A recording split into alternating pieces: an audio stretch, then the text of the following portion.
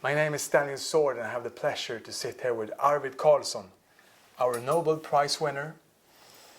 Warm welcome to an interview about passion, about inspiration, about a fantastic life. And Yes. you're continuing to develop our species as humans and showing the creativity in your 90s. Yes. You have a phase 2 new drug for application against a lot of different obstacles in humans' life. Yes. Tell me about your present journey. It was 15 years ago since you got the Nobel Prize, and now you're aiming towards the second. Yes, it's a very special molecule, and it acts as a blocking agent on dopamine receptors, and as a certain subtype of dopamine receptors called D2, the dopamine D2 receptors, and it is an antagonist. And we know about such antagonists. We know they are very important in the treatment of certain disorders, but they also have lots of side effects, these other. But this molecule that we have has the possibility, due to a certain range of binding strength to the receptor, rather small, rather modest, it can, by means of this molecule, you can discover that the receptors that we thought would be doing one and the same thing all the time are doing different things in different places of the brain. So all of a sudden we can learn. It's a new world that opens up. We can learn a lot more, not only about what the dopamine is doing normally, but also which role it can play in various disorders, and also what kind of potential we are dealing with in terms of treatment. And it's like a floater. You push up the dopamine when it's too low and you take it down when it's too high. Yes. Tell me about some of the diseases that you will be able to cure or help. Well, number one, I would say stroke with mental fatigue that will finally be more or less the only thing left, but a very severe mental fatigue that is quite disabling, and no treatment. And now what our drug is doing, it changes the life. All of a sudden they can start to do things, they can start to do more work, they can enjoy social life, and they feel more or less, start to feel like they did before they got ill. So it's a dramatic improvement, and but unfortunately the trials that have been done so far have been for a limited period of time, and after you stop treatment with this molecule, nearly all of them, they relapse, they go back to their original mental fatigue stage. And you set new goals for yourself. You will go into phase 3, Yes. hopefully soon. And is it these goals that kept you so vivid, so alive, so young? Yes, yes, of course. I'm sure it could very well be the most important factor that keeps me going. It's quite possible. Of course, one has to be very careful with one's life at my age, with all the diet and sleep habits and everything. But to have a vision, to have something that you are looking forward to is enormously important to keep you going. Have you been able to cure your own dark sides throughout life without any antidepressants, but Yes. with working with passion? Oh yes, I have never taken any antidepressant. No. And I don't think I have never felt like needing one either, because there has always been I have always had a vision, Yeah. something to look forward to, Yeah. and that is perhaps the most important thing that a human being should have. Yeah. If you lose that, Uh, then you are in a serious condition. a reason to get up in the morning. And 16 years ago, you got a new reason when you got a phone call from the Nobel Committee. Yes. Tell me about it. Well, I got the phone call all right. It was at 11:15. I remember exactly where I was Yeah. when I got it, and of course it was a very positive experience, I can say. But at the same time, I was so curious about what kind of grounds how did they formulate the reason, and there could be different ones. One could be because you have done something to Parkinson's disease. Another thing could be that you have disclosed the way these neurotransmitters act in the brain. So that was The dopamine and serotonin. Yes, of course. Dopamine and serotonin are very are among those. No doubt about that. But of course, later on, I came back to my home, and later in the day, the house was full of people. Yeah. And I had to sneak into my kitchen and get at least something to eat. Yeah. Yeah. But it was a fantastic day, of course. And the Nobel Prize is something that Sweden is recognized all over the world for. And then when a Swede gets it, it's something special. So, Absolutely. but not so exotic for you. You travel to Stockholm. It's more fun perhaps if you're American. But tell me about that experience. Yeah, what I do, what really I remember as the moment that I remember especially is when I was asked to come to receive the prize from the King, His Majesty the King, and I got it all right.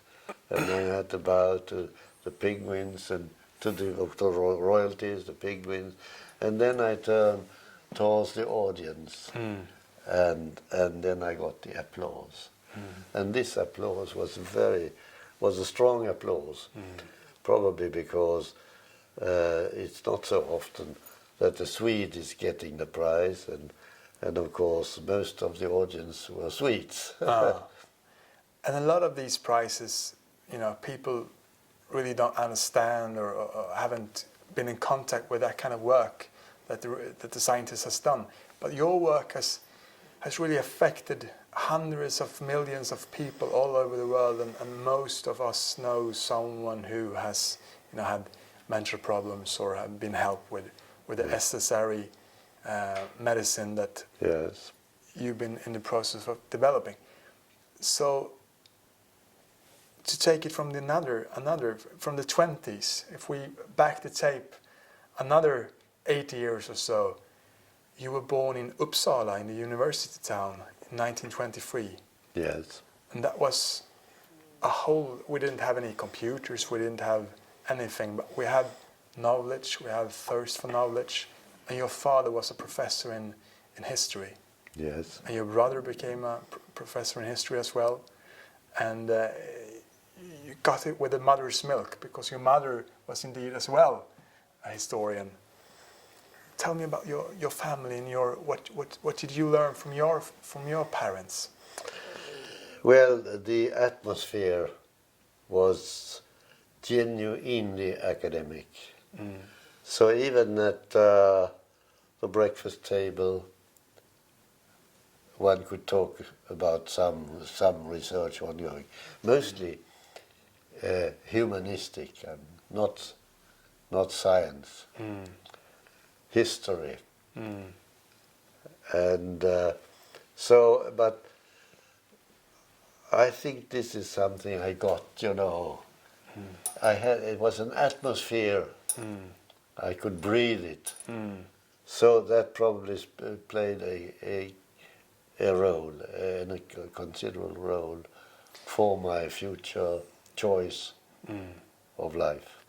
And was it an inspiring environment, or was it rigid? It could be both. I mean, because of course there were when my father talked about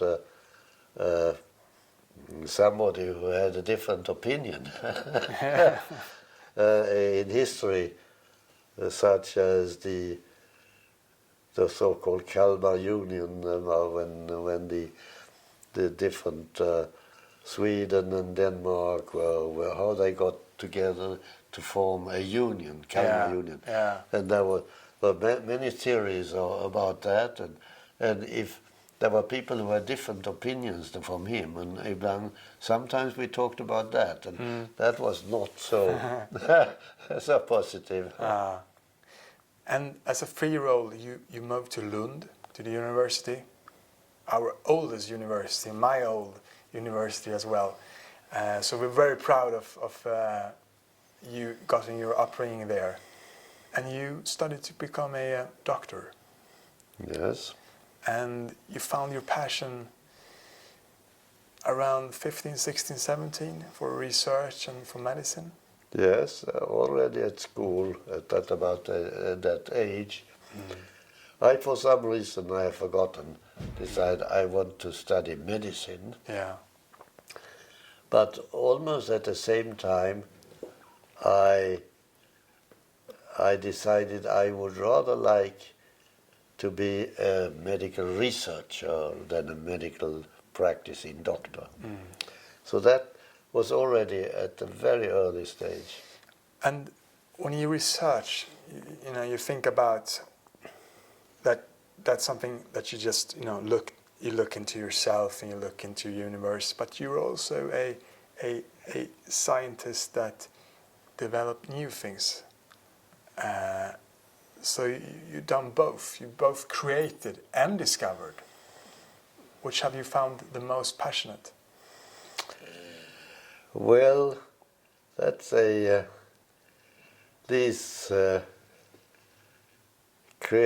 whole thing, the different components of creativity is something that I must say is rather mysterious to me, and I think I really don't understand how things came about. And It's like when you invent a new musical piece, yes, inspiration, and it's hard to recollect afterwards how it came to life. yes, that's true. And things can come to you at night, for example, when you are awake, or while you are dreaming. About that. Kekulé, the chemist, when he all of a sudden understood the aromatic six-membered carbon ring. That was while he was asleep. Yeah. Which time of day is your most productive? Very different. Yes, it's impossible to predict when you are in that mood. And of course It depends. You shouldn't be too distracted or about other things. You must have a certain peace of mind. That's for sure. Yeah. Absolutely. Yeah. And about the same time, you found the love of your life. Yes. Your high school sweetheart, or Yes. what you call it afterwards. And that's the same woman as you woke up with this morning. Yes. And you built a beautiful family of 5 children, and you discovered the world together, the world of Yes. science and the world of family and the world of love. Yes. And after a while, you married in the year of 1945, Yes. just after the war. Yes.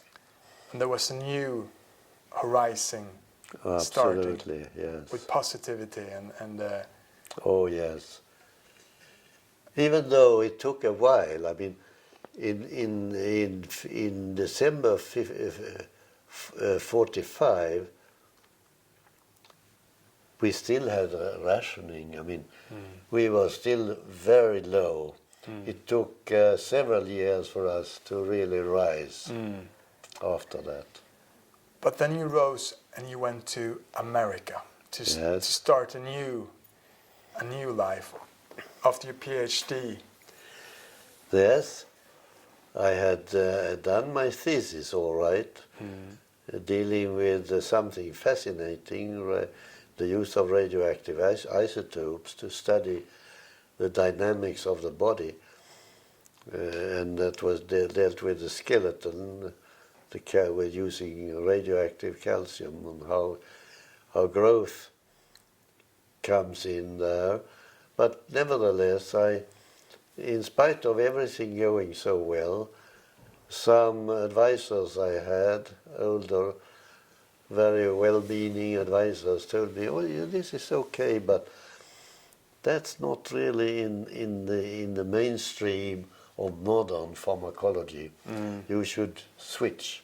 Yeah. And I did. Yeah. So that brought me to the United States, to an absolutely fabulous laboratory. Laboratory of chemical pharmacology. Chemical pharmacology was something I believed in very strongly. And this was the best one in the world, I think. I came to National Institutes of Health. And there I came into, that was a new world from the University of Lund, a rather, very fine European university, into a very different world. It was very dynamic. So that was a shocking experience, I must say. And at the same time, it offered so much of new things.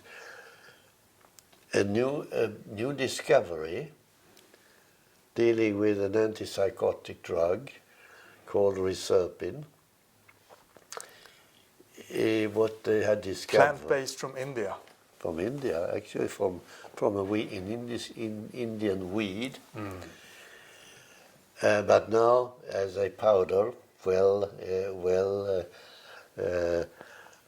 synthesized and identified, Reserpin. If you give, and that was known as an antipsychotic drug, and also, for that matter, an antihypertensive drug. And what they had found was that if you inject that drug into animals and then analyze for a newly discovered molecule called serotonin, they found serotonin disappears almost entirely from different parts of the body, the gut and the brain and so forth. And that was a sensation, a sensational discovery, kind of a bridge between brain function and brain chemistry for the first time. Yeah. So that Connected the worlds. Yes, that was sensational. And I was offered the opportunity to study this particular phenomenon in the test tube in order to find out if this molecule acts directly on the storage of serotonin. Because serotonin is stored also in the blood platelets, and you can isolate the platelets. You can have them, you can then expose the platelets to very low concentrations of reserpine to see what happens. And it worked. So I was offered the opportunity to discover, together with, of course, with my mentor and all those people, that here we are dealing with reserpine, a molecule that acts directly on the storage mechanism of this mysterious molecule, serotonin. A very mysterious molecule because it had been found to have some interaction with LSD. And people have been lots of speculations. You were there in the 60s, so that explains a bit. Yeah, well, yes. It was actually in 1955. 1955 it was. Jack Kerouac. Yes. The Beatnik Generation. Yeah, absolutely, yes. So that was a fantastic opportunity I had. And then you took with you a new tool back to Sweden. Yes, because what another very important development that was going on in this very lab, this laboratory of chemical pharmacology at National Institutes of Health, was the development of a revolutionary new instrument by means of which you could detect and measure concentrations of a lot of molecules about 10 to 100 times higher than previous instruments had been able to do. So that opened up an entirely new world. And I was there, I was actually given the opportunity to work with a prototype of this instrument that they were working on now, and with the scientist who was working on it, Dr. Baumann. So he was the one, the creator. So, but then it became a commercially available instrument, and I ordered one as soon as I got back home. Yeah, you didn't have the budget, but you put the I needed it, so I ordered it. Yeah. And I was fortunate because the money I had applied for this instrument, I got it. Yeah. And in those days you were working around the clock. Yes, I must say that was frantic. and today people are, they're burned out. As they say in Sweden, they go into the wall. There's a lot of different diseases. How have you been able to do so much during all your years and not cross that line? Because you had a big family, you had a big job, big expectations. You were in charge of a lot of people. Yes, actually you mentioned big expectations. That is, I think, what is important. You must have a vision. You must have something that you find so enormously important to be able to find out, to be able to achieve. If that is strong enough, that will be needed to keep you going. If you don't have that, then you are in a serious condition. And back in Lund, you made new discoveries. You opened up new worlds. Yes, that was the discovery of dopamine to start with. And that was quite unexpected. Yeah. Because what I was looking for was an effect of noradrenaline. We had given this fabulous drug, reserpine. We had found not only serotonin is down, but also noradrenaline in nerves and in sympathetic nerves and in the brain. And now we gave a precursor of noradrenaline called dopamine, Dopa, an amino acid that could get into the brain and be, by means of an enzyme or a couple of enzymes, converted into noradrenaline. And we found when if we first treat with reserpine, the animals are very low in wakefulness, very poor motility.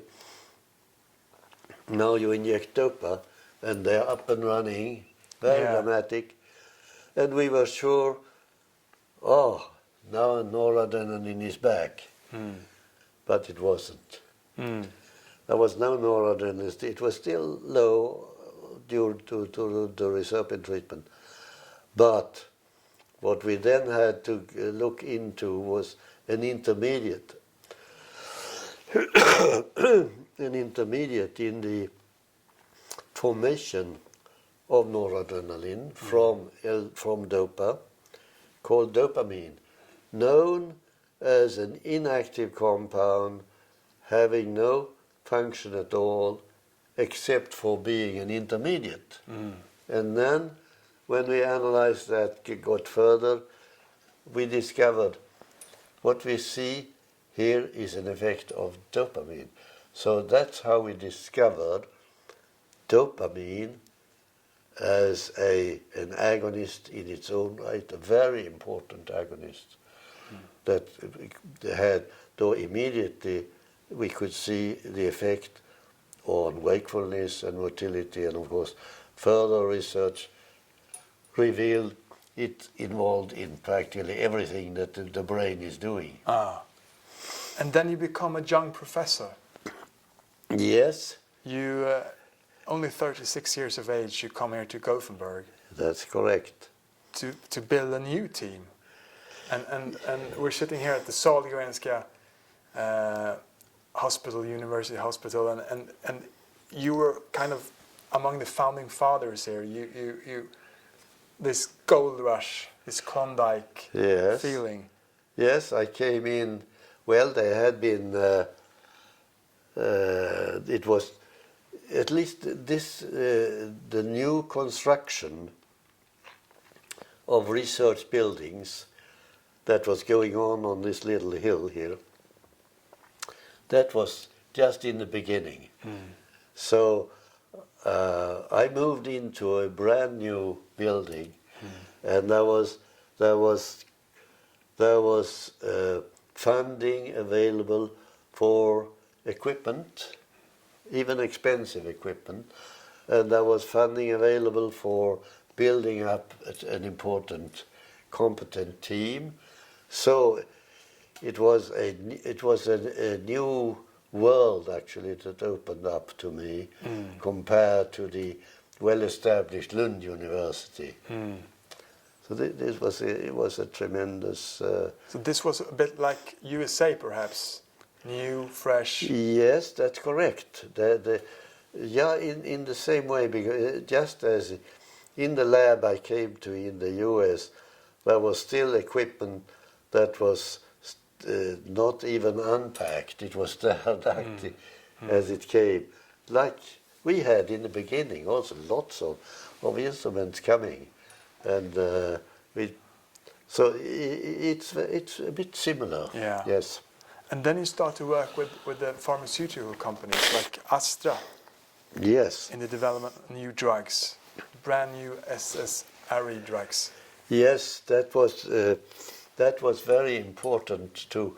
And actually Astra had a subsidiary here in Gothenburg, or just outside, and that collaboration with that subsidiary called Hessler was very important, and that, among other things, led to the development of the first SSRI, the first modern type antidepressant drug called zimelidine that turned out to be very effective with very few side effects, except for one that made the Astra get cold feet. So they withdrew the compound, even if it had been proven to be so efficient.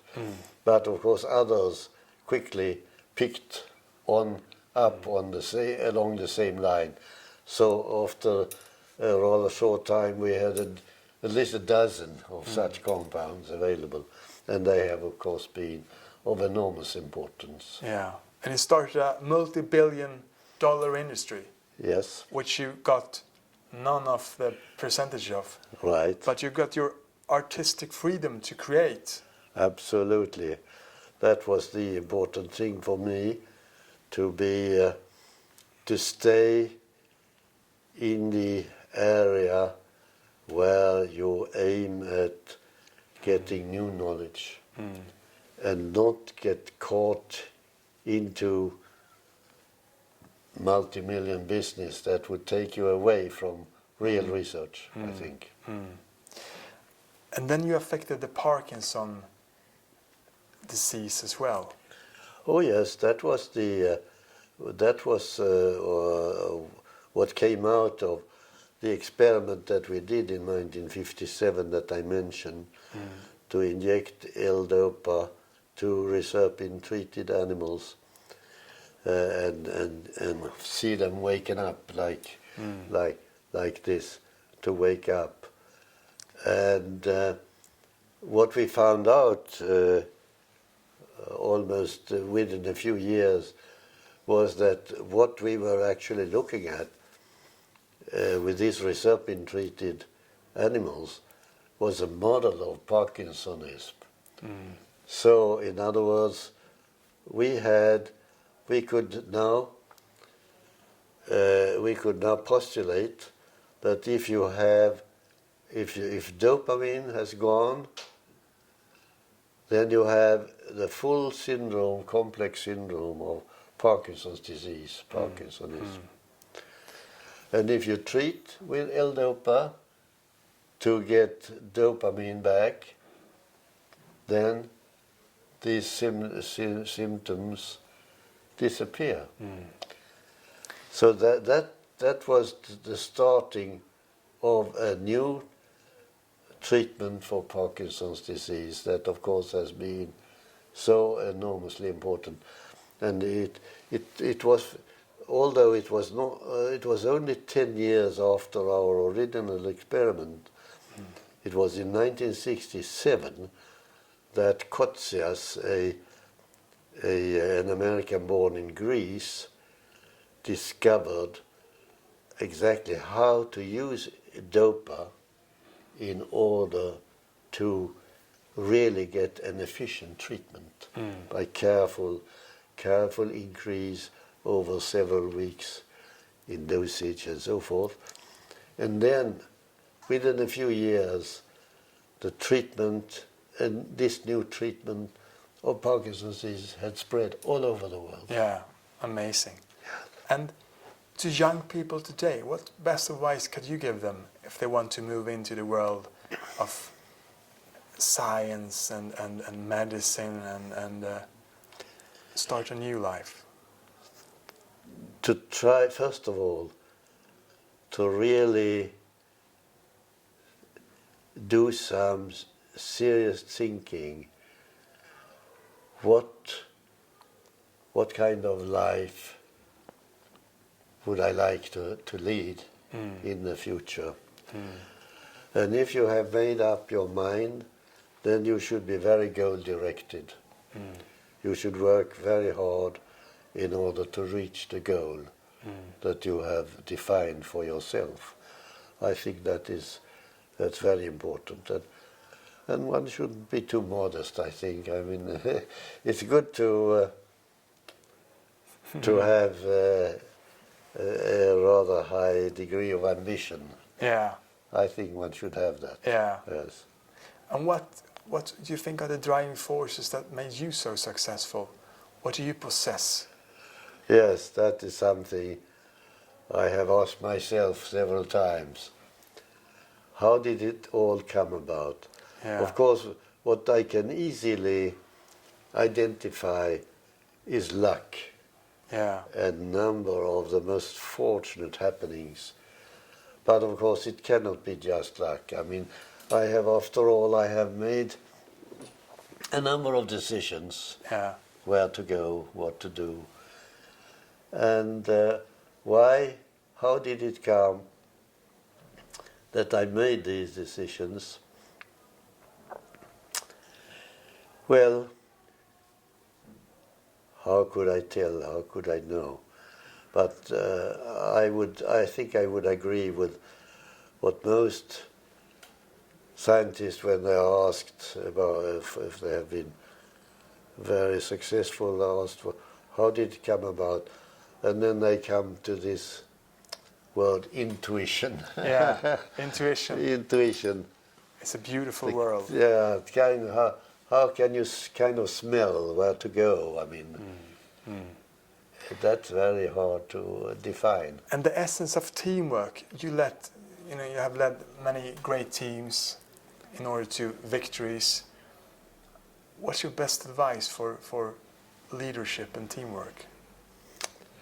Yes, not to be hierarchic. We should have a flat organization where not everything has to be controlled by you. All the different members of this flat kind of organization could contact each other and on their own initiative start to collaborate without me being involved necessarily, because that will optimize opportunities for new ideas popping up. If you are the one who are sitting as a leader and everything should go through you, that would be inhibitory, I think. And success, what does that mean? What does it mean to you? Is it a final drug, or is it this discovery, or is it the good feeling within yourself when you've done great work? How do you define success?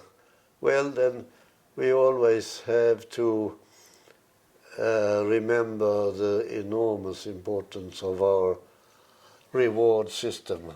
And what is reward? Reward is to get a positive feedback, something that gives you satisfaction, something that you wanted, and you do something, and if you are successful, you get a reward. Yeah. And this is what we have in common with all mammals and also vertebrates. I mean, it's important for life. I mean, even where I think reward is probably even the amoeba has a reward system that I think. And what do you think in 25 years? Where do you think depression, sicknesses will be? Will it be erased, or where will science be in your field in 25 years? So yes, we can hardly imagine how it's going to look in 25 years from now. It always accelerates all the time. When I started, we had very few tools. And now we have such fabulous, sophisticated tools. And it's the creation of new tools, instruments, that will accelerate. It's been an amazing journey, amazing to talk to you, and a warm thank you for your generosity and all that you've given Sweden and given the world and giving the science community throughout the years. Thank you. The best of luck with your new drugs. Thank you so much. Thank you so much.